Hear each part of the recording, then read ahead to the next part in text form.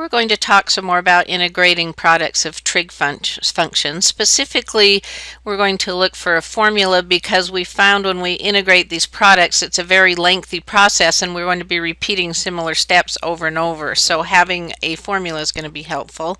And we're also going to consider integrating tangents, cotangents, secants, and cosecants.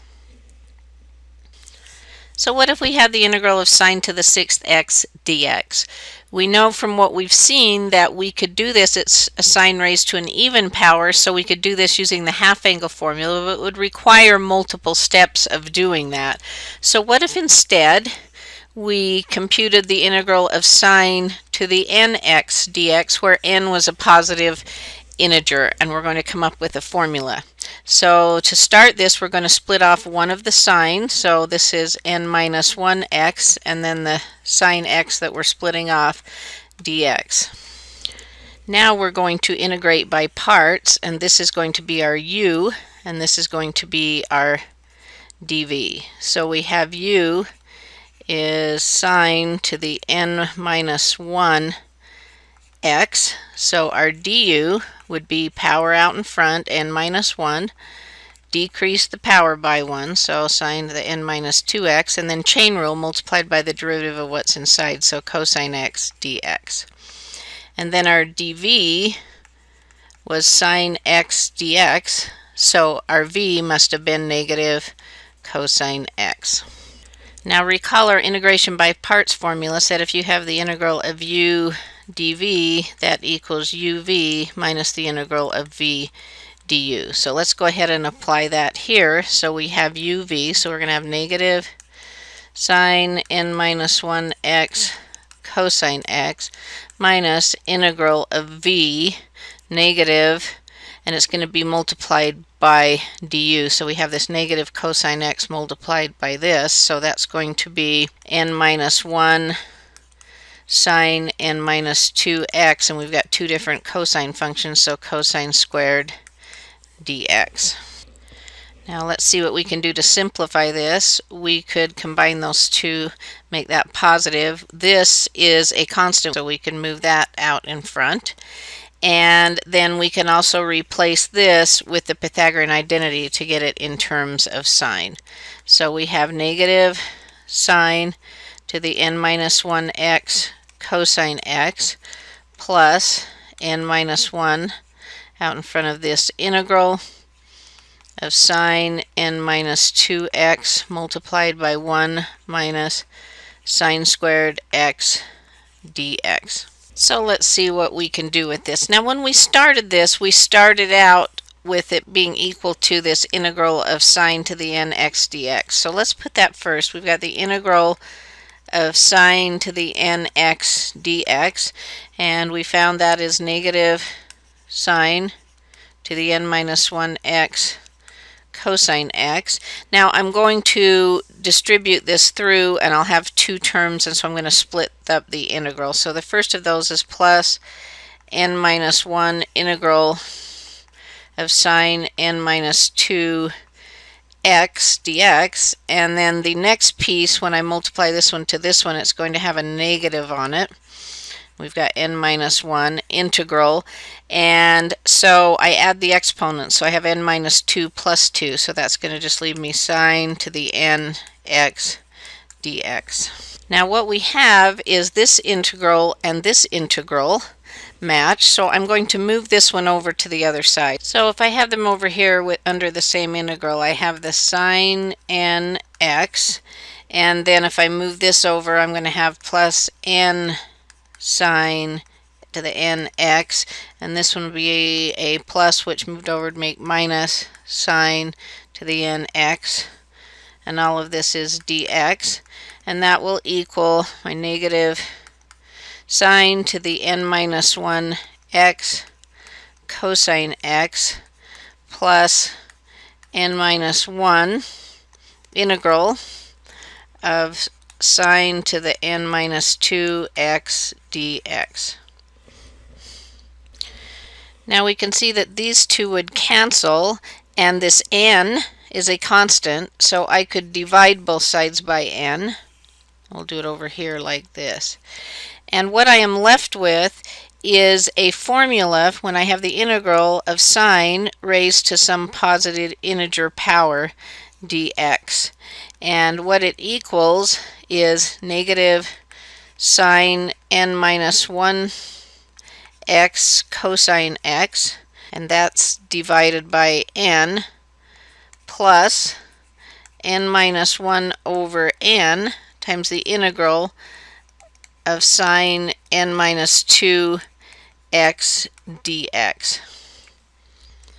So what this is a formula that still leaves me an integral, but when I start out with sine raised to the nth power to integrate, I end up with an integral that is 2 less in power. So it's a formula that I can apply to reduce the power on it. Now if I was applying it to a 6, I would apply it and I would still have an integral with a sine raised sine x to the 4th power, but then I could apply it again and end up with 1 raised to the 2nd power, and then I could apply it again. Now in the examples we will do a sine to the 6th x using that formula. So this one and its similar process can be done for the other trig functions of cosine, tangent, and secant, and they are called reduction formulas because you start out with n, a positive integer, a power on one of these trig functions, and you reduce the power by 2 by using these formulas. And you can continue then to apply the formulas until you are down to a 0 power or you're down to a 1st power, which you can integrate. Now let's consider if we had the integral of tangent x dx. We could express tangent in terms of sines and cosines. So tangent is sine x over cosine x, and then we have dx.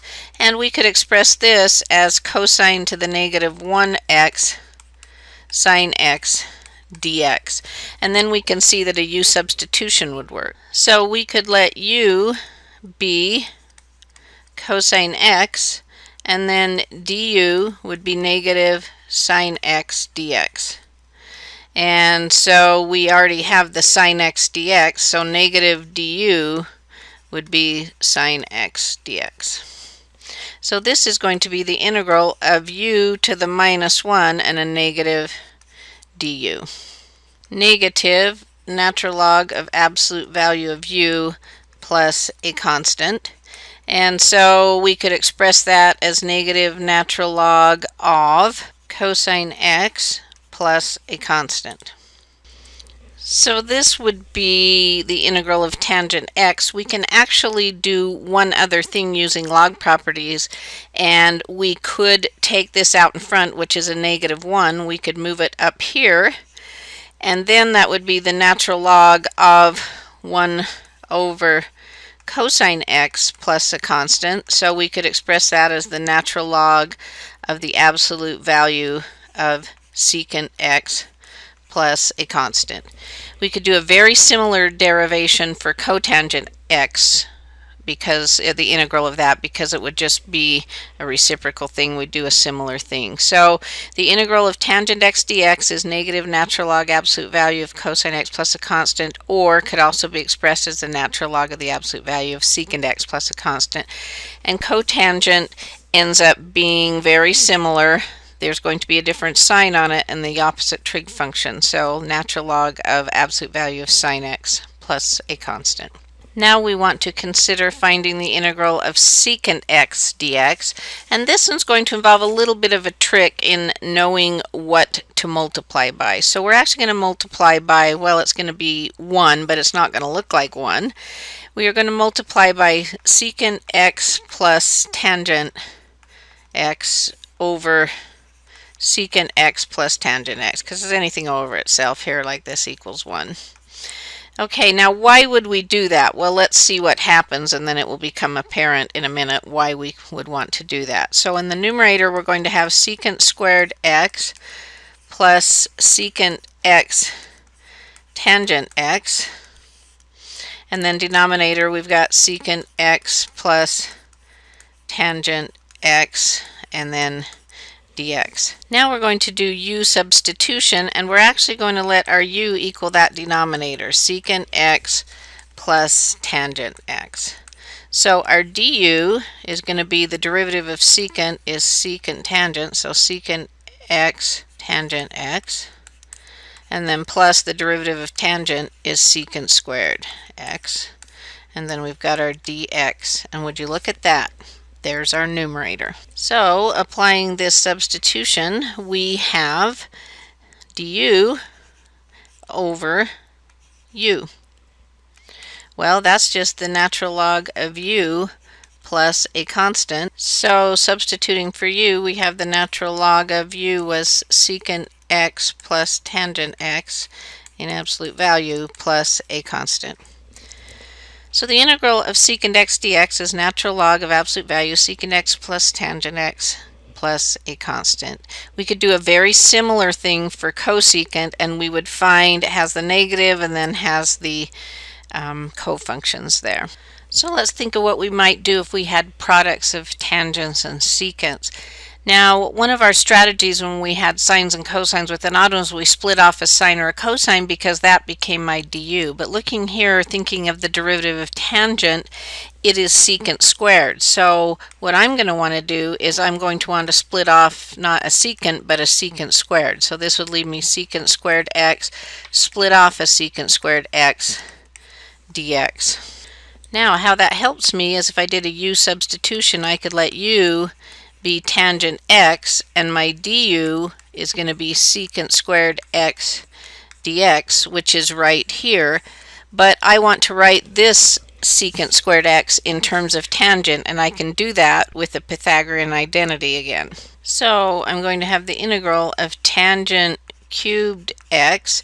This is tangent squared x plus 1, and then our secant squared x dx. So expressing that in terms of u, that is u to the third and u squared plus 1 du.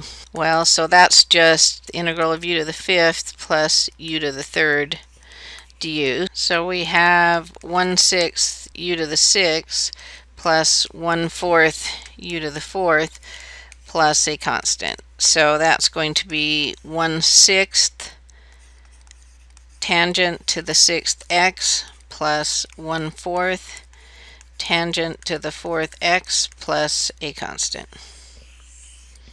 So let's look at another one that's the product of a tangent and a secant.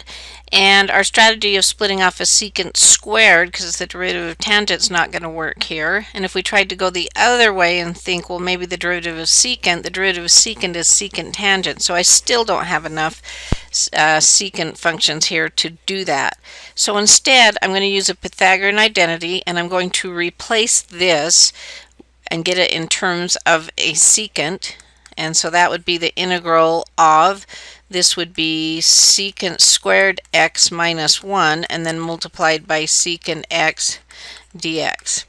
And so if we distributed that through, we would have the integral of secant cubed x minus secant x dx. Then from here, we could resort to a couple of formulas that we came up with earlier. We have the formula for the integral of secant, so we could apply that here. And we also have a reduction formula for secant, so we could apply that here with n equaling 3. So if we do that, let's go ahead and do this part first. So we would have secant, and n was 3, so 3 minus 2 is 1. So secant x tangent x over 3 minus 1, so that's going to be 2, plus 3 minus 2 is 1, 3 minus 1 is 2, and then the integral of 3 minus 2, so that's going to be secant x dx. So that's working this first part, but then, oh wait, look, we already had minus the integral of secant x dx right here. So we could combine these two and then go ahead and use what we found the integral of secant to be.